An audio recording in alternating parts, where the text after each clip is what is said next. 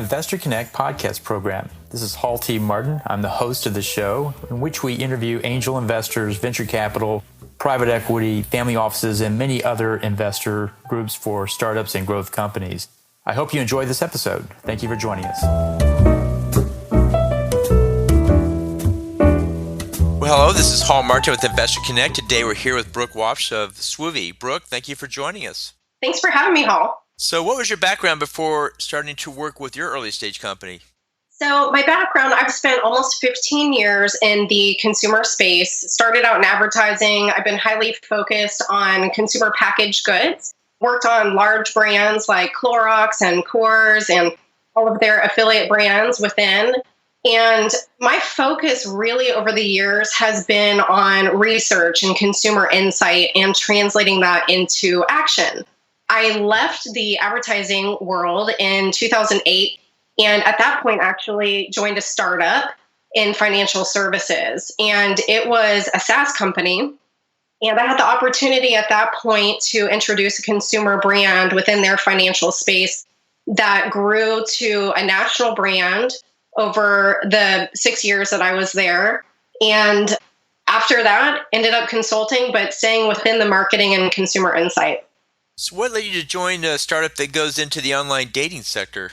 So the online dating industry is extremely interesting to me. It's one that I think everybody has taken notice, has grown tremendously over the past handful of years. It's a space that people saw a lot of value in the convenience and technology in today's world of being able to more efficiently meet people and create relationships. But with its growth, it's now a $5 billion industry. With its growth, there's a lot of pain points that people are having, and there's a lot of vulnerability in the industry. It's ripe for innovation, and I was extremely interested in digging more into really the unmet needs that people are having, which is it's focused around not meeting genuine people and making those meaningful connections that they originally sought out to do. So what's your advice for people that are coming into this online dating sector today as an investor? What would you advise them about? So what's interesting is within this space, there are a lot of players. But with that, there's a ton of demand. People are using on average 2 to 3 dating apps at a time. They are hedging their bets on building these relationships that are an extremely huge priority. You've got segments of people like millennials who are actually spending over 500 hours a year on dating apps. So it's definitely something they're prioritizing. And you've got large players in the industry such as Match that are starting to look at startup companies and these high growth examples of new brands being introduced to the space as almost an incubator. And there have been a ton of acquisitions. It's a very active M&A market. And I think that the one thing that you need to make sure you look at is there a unique offer and a unique value within a new dating app for a need that's not being met today with a really solid segment of people who will be attracted to that offer? Well, it's quite a bit of activity. How big is the market size for this space? So it's interesting. If you look at the total population of adult Americans who are single, it's just over 40% of adult Americans, which is over 100 million people today. Oh, wow. And so you said there's a lot of players in this space. How many?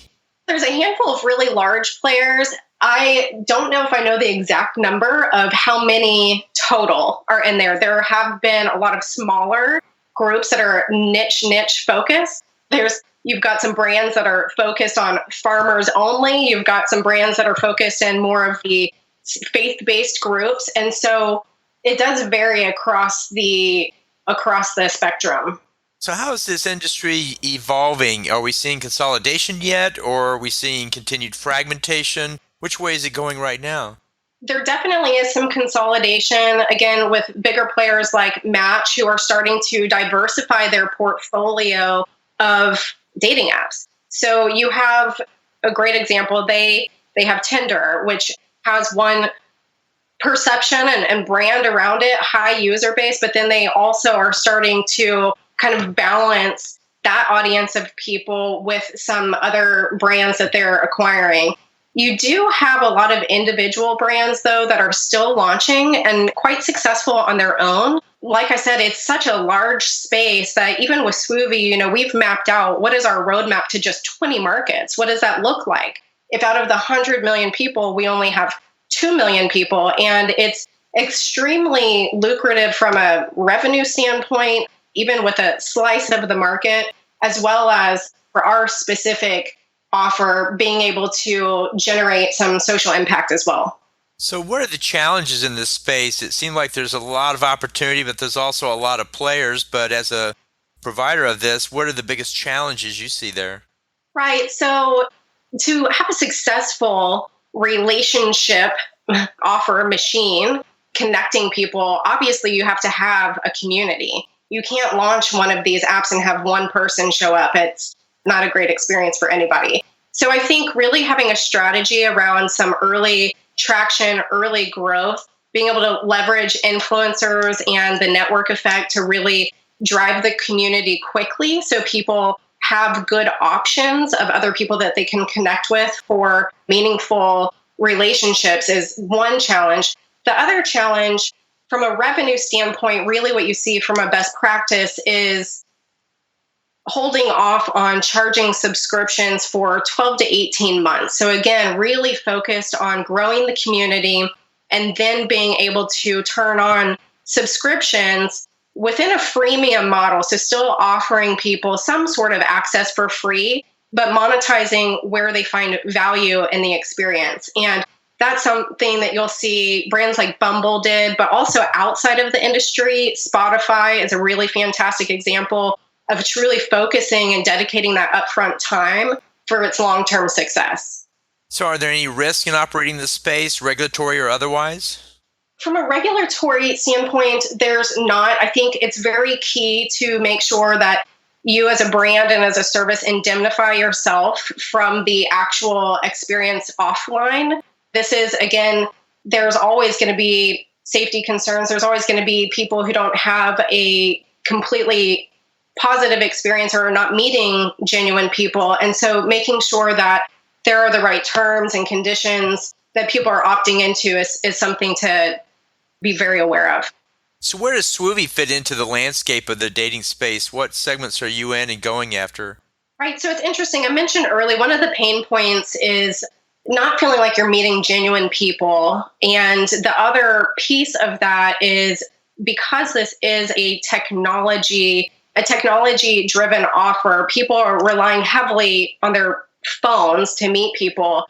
It strips out the connection people make in person. And that's one thing that we have found really is an issue to solve for. So we're giving people an opportunity to get to an in-person meetup faster with Swoovy, and doing that through encouraging them to go volunteer together for a nonprofit. So it's not only getting them to an in-person meeting, but in a space that has a little bit more sense of security. It's a group setting.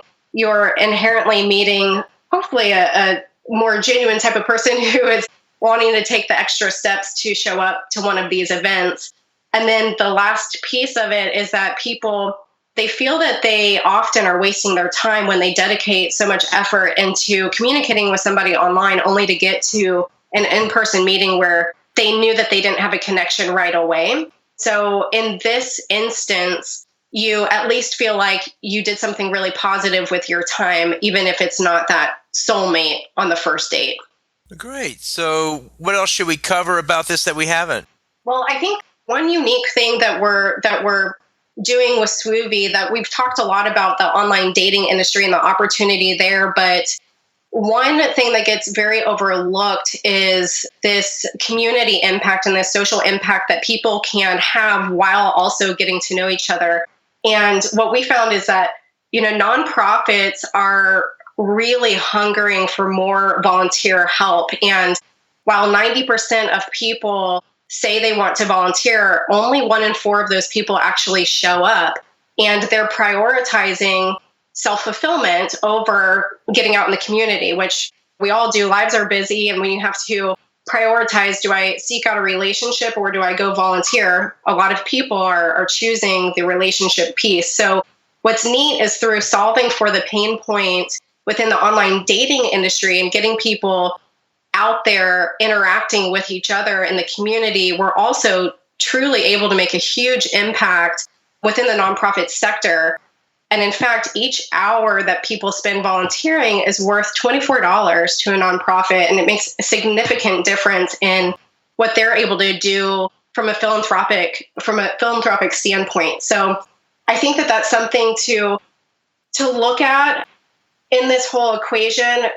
Online dating is a fantastic way to generate revenue. It's a fantastic way to take a for-profit company and use that to drive awareness, not only around really promoting better relationships, but what we can do together. Well, that's great. It sounds like you're having an impact as well as putting people together. So it looked like it's working well for you guys.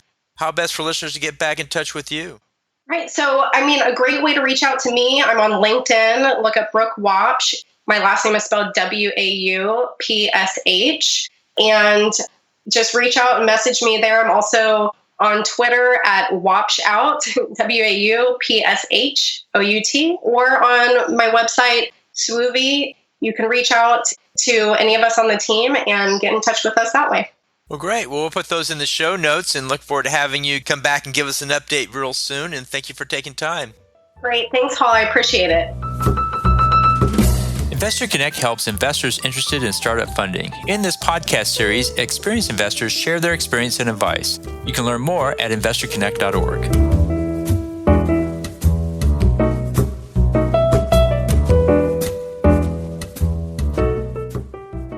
Paul T. Martin is the director of Investor Connect, which is a 501c3 nonprofit dedicated to the education of investors for early-stage funding. All opinions expressed by Hall and podcast guests are solely their own opinions and do not reflect the opinion of Investor Connect. This podcast is for informational purposes only and should not be relied upon as a basis for investment decisions.